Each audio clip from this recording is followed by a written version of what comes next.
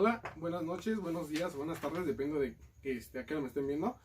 En este día vamos a revisar un artículo publicado por César Octavio Vargas Telles.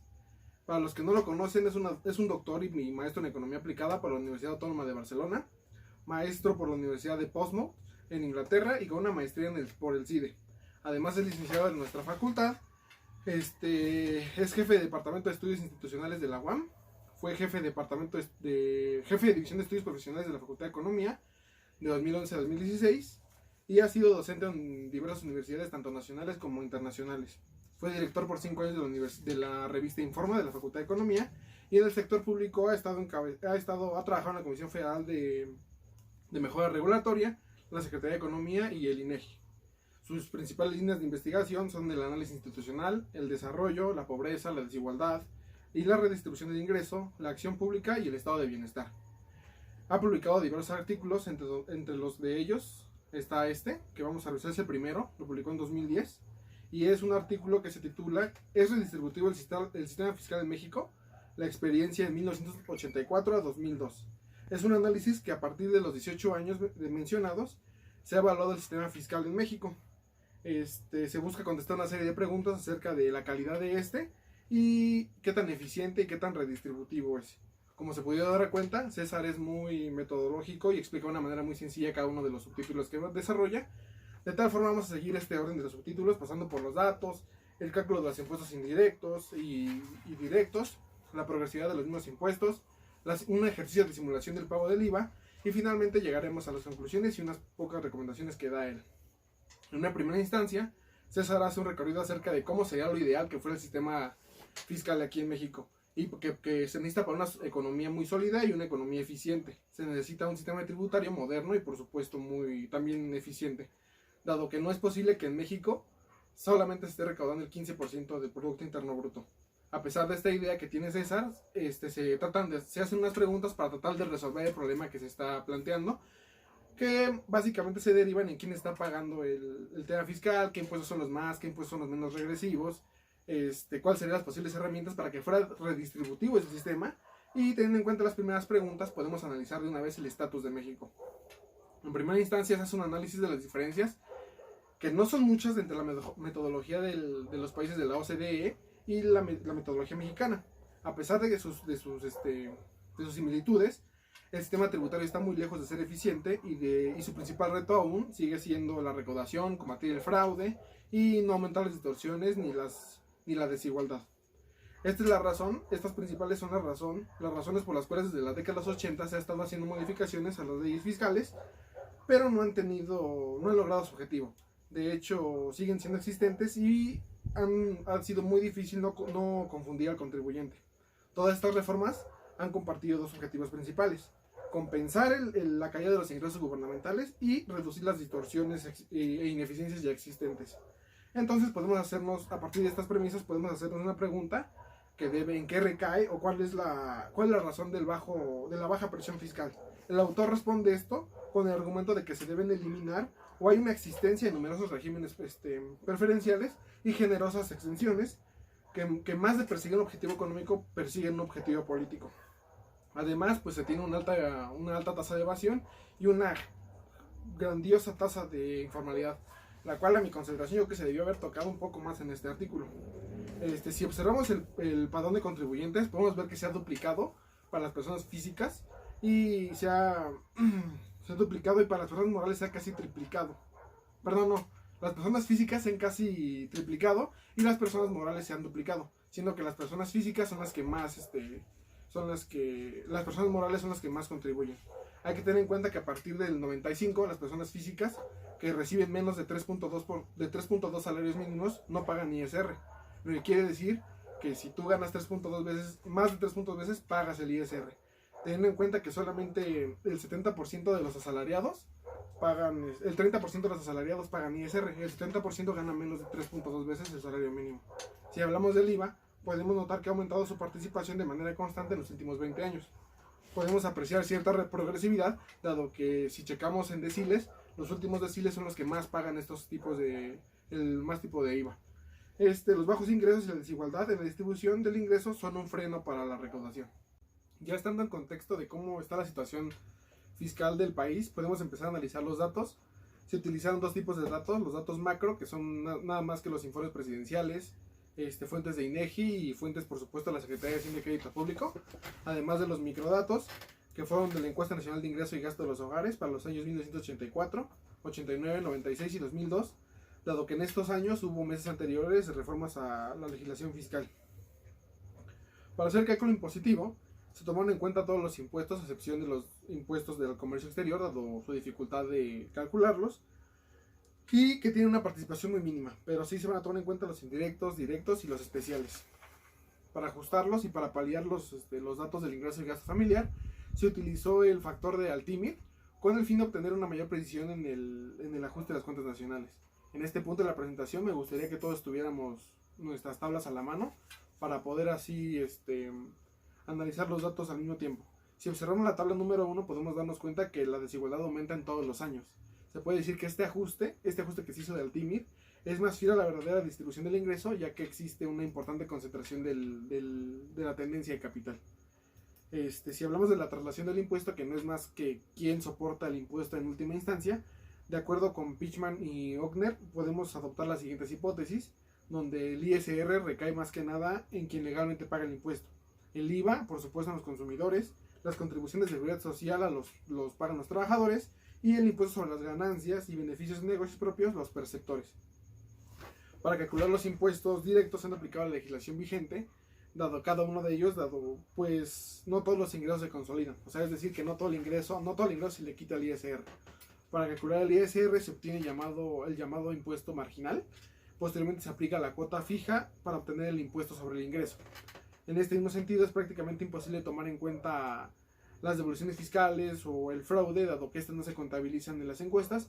Además, no se puede distinguir entre los que optaron de las personas físicas con actividades empresariales, quienes optaron por los repecos extintos en el 2014 y el régimen simplificado. Por lo tanto, se decidió ocupar el régimen general.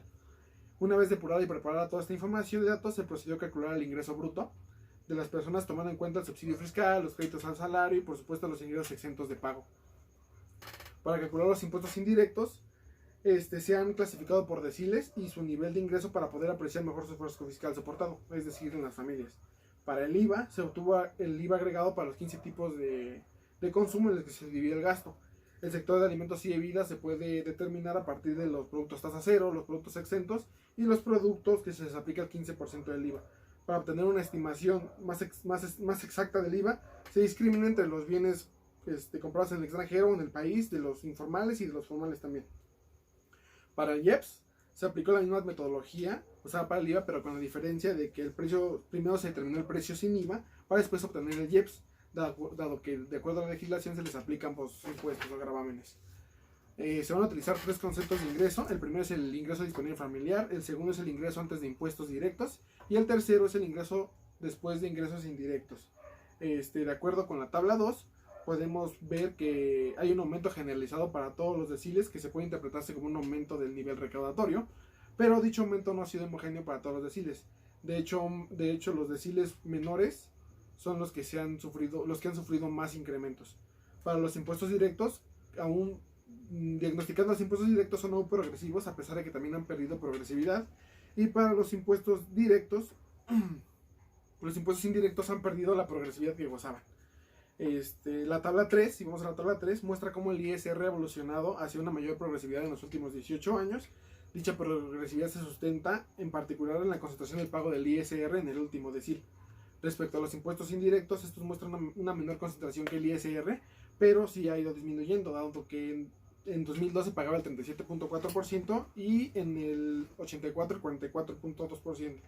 En la tabla 4 se confirma que los impuestos indirectos tuvieron un efecto regresivo, mientras que surtieron un efecto compensador para los primeros deciles en el año 84 y 96. Queda así de manifiesto la escasa progresividad que tienen los impuestos indirectos sobre el ingreso. Ahora, revisando la tabla 5, podemos apreciar que el coeficiente de concentración de los impuestos totales es mayor que el índice de Gini del ingreso. De esta manera se puede decir que existe un papel redistributivo.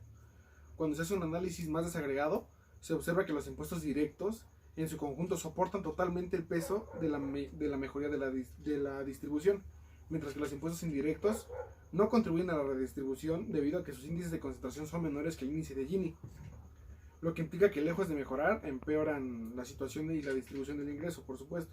Desagregando más los impuestos directos, podemos notar que todo el impuesto sobre la renta es el que soporta la mayor carga redistributiva.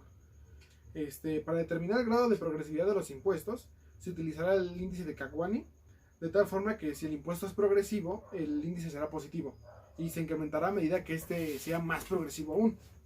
Analizando este índice en la tabla 6, se encuentra una ligera desproporcionalidad a favor de los deciles más bajos, de tal forma que el sistema es moderadamente progresivo, a excepción del año 1989, dado que obedece al importante aumento de la concentración y la desigualdad del ingreso disponible. La progresividad de los impuestos directos, mientras esta es más progresiva en los impuestos indirectos, mientras que los impuestos indirectos muestran una regresividad en esta misma tabla 6. Finalmente, tanto en la tabla 6, todos los impuestos especiales, como el impuesto predial, se muestran regresivos en 2002, aunque estén cerca de la neutralidad. Por lo tanto, no tienen una clara tendencia pues palpable, dado que han sido regresivos y progresivos a lo largo de estos 18 años. Para calcular el efecto que tienen los impuestos sobre la distribución del ingreso, primero se obtuvo el coeficiente de Gini y posteriormente el índice de Reynolds. En la tabla 7, los impuestos directos tienen un destacado papel redistributivo. No obstante, el efecto redistributivo no es el mismo para cada año de estudio. De hecho, se genera una tendencia a disminuir. El efecto contrario y percibido con los impuestos indirectos es que, aunque son casi neutrales, contribuyen al empeoramiento de la distribución del ingreso de manera casi imperceptible, dado que en el 2002 los impuestos contribuyeron a aumentar la desigualdad de la renta. Ahora vamos al ejercicio de la simulación del IVA a través del trabajo de Huesca y Serrano, en donde se promueven o se proponen tres tasas diferenciales del cobro del IVA. El primero es el actual modelo del IVA. El segundo recoge una propuesta acerca de que se ha de aumentar el IVA en alimentos y medicinas, aunque contempla exenciones para una canasta de productos básicos y una tasa reducida a 6% en medicinas. Y el tercer caso se contempló una tasación generalizada para alimentos y medicinas del 10% y una tasa reducida por la misma canasta de productos básicos. Para el cálculo conviene hacer suposiciones en el cual el análisis es estático y no recoge posibles efectos del corto y mediano plazo. Además, no existen costos de eficiencia. La nueva tasación que proponen aumenta la recaudación total para los ambos escenarios. En el primer escenario se duplica y en el tercer escenario se triplica. Se observa que para los primeros dos deciles, el 60 y el 70% de su ingreso va destinado a este tipo de productos, que son alimentos y bebidas, mientras que el gasto de medicinas es mucho menos acusado, pero también tiene una gran proporción del gasto. Por lo tanto, aumentar el esfuerzo fiscal, este aumento en el IVA aumenta el esfuerzo fiscal de los primeros 5 deciles y en especial de los primeros 2. A pesar de este mayor esfuerzo fiscal, para los últimos deciles son los que más aportan en el IVA total de la recaudación de este impuesto. Ya pasando a la tabla 11 podemos notar que se confirma una menor progresividad de las propuestas de imposición del pago del IVA. Para resumir, se puede decir que la aplicación del IVA a alimentos y medicinas afecta a los deciles más vulnerables y pues es totalmente regresivo. Para terminar, vamos a hablar un poco acerca de las conclusiones y las recomendaciones que hace el autor, en el cual podemos concluir que prácticamente toda la progresividad del sistema tributario en México recae sobre el ISR, dado que el 70% de los asalariados tienen salarios por debajo de los 3.2 salarios mínimos y por lo tanto exentos del ISR. Es decir, que el 30% sobrante es el único que paga el ISR. El resto de los impuestos son sumamente progresivos, haciendo énfasis en el IVA. Y la evolución de la progresividad del sistema tributario en México durante los últimos 18 años del estudio ha sido casi nula. El sistema tributario es ligeramente progresivo, aunque tiene una tendencia a la neutralidad. Y como mencioné, el ISR es el único verdaderamente redistributivo. Como recomendaciones finales, nos menciona que en la mayoría de los países, sobre todo los europeos, la redistribución del ingreso es a través de una captativa política de transferencias, tanto monetarias como en especie, más que a través del sistema tributario. Hace una invitación a que es conveniente para México adoptar una reforma tributaria integral, donde se eliminen las exenciones, regímenes especiales y deducciones, y con ello las exenciones del ISR. Hasta aquí termina el artículo de César. Creo muy importante lo que está diciendo, aunque creo que yo le pondría más énfasis en la informalidad y tal vez en pensar cuáles serían las consecuencias de la desaparición de las exenciones en la inversión, o tal vez o de los regímenes especiales a partir de personas físicas a la contribución de la disminución de la informalidad, dado que no creo que no creo que se tengan que eliminar al 100%, sino que se tienen que analizar sobre quién recae la responsabilidad de la recaudación.